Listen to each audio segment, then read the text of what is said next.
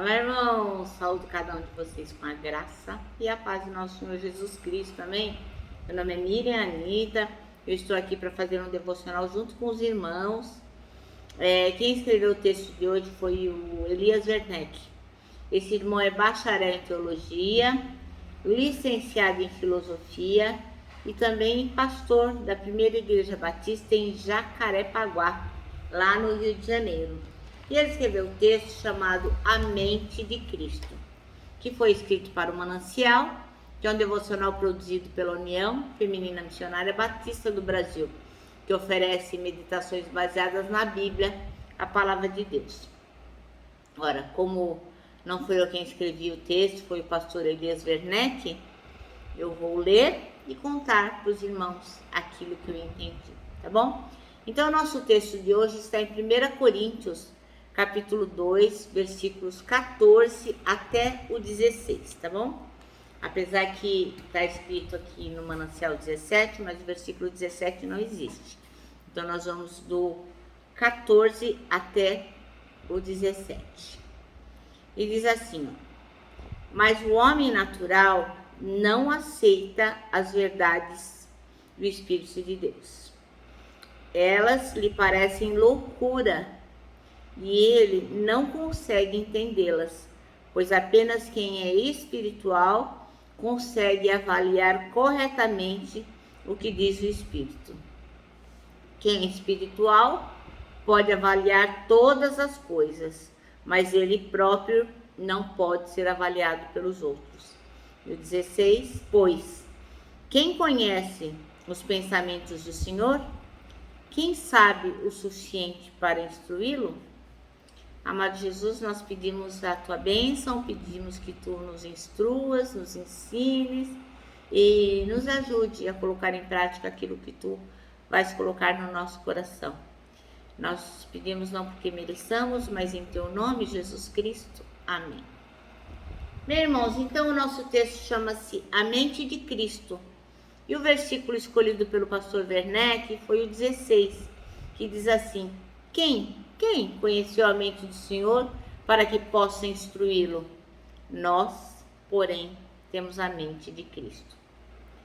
Ora, irmãos, a gente só acredita em Deus, só ama, só faz as coisas espirituais, por quê?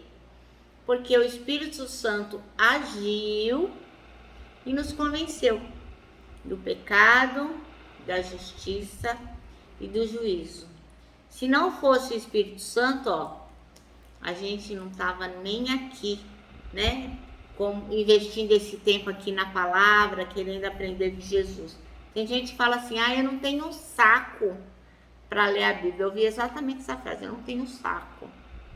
Então, irmãos, só quem tem saco, paciência para as coisas espirituais são aquelas pessoas tocadas pelo Espírito Santo de Deus, né?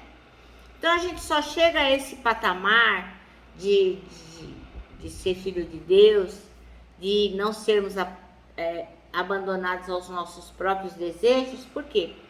Porque o Espírito Santo nos tocou. Então Deus vai trabalhar conosco para quê? Para que a gente possa alcançar a mente dele, a mente de Cristo. Isso é, que a gente consiga compreender, discernir as coisas como Cristo discerne. Então a gente olha uma coisa e sabe como Deus quer que nós devemos agir em relação àquilo. Significa principalmente que a gente passa a avaliar, passa a considerar todas as coisas que a gente vê ao nosso redor da maneira como Deus o faria.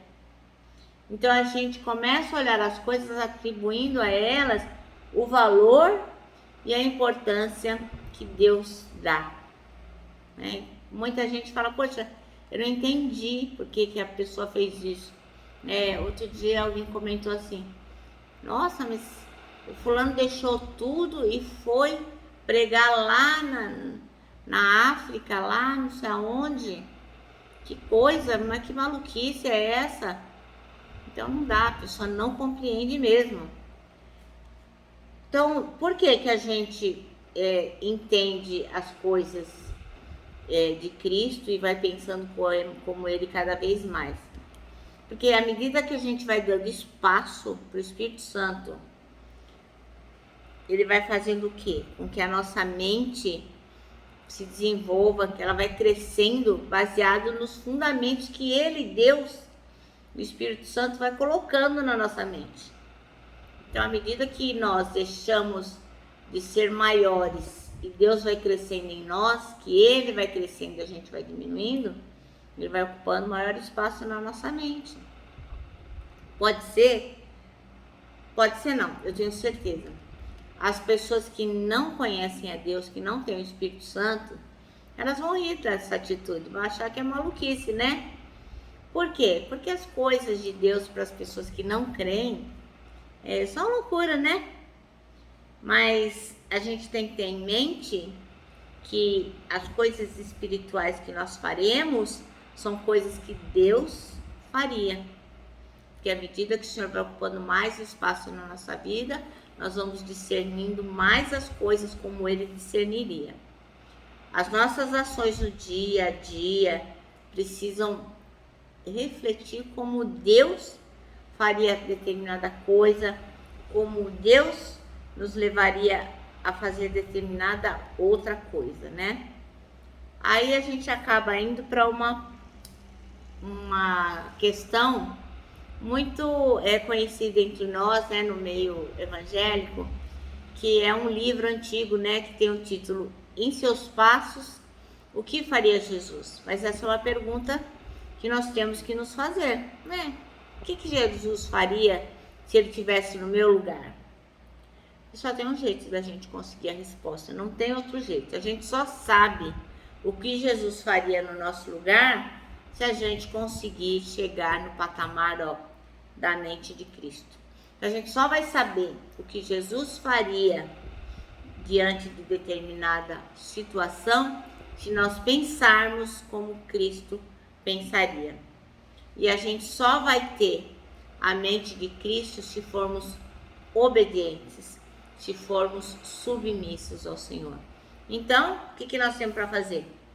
É ser submisso e obediente.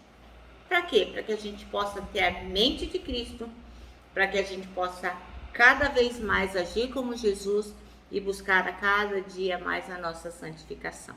Amém? Bom, nosso manancial termina assim, À medida que alcançamos a mente de Cristo, conseguimos responder a pergunta: em seus passos, o que faria Jesus? Bom, irmãos, eu me despeço aqui com o meu abraço diário fraternal de ursa. Lembrando que tanta coisa cabe no abraço, irmãos. Olha, parece um laço.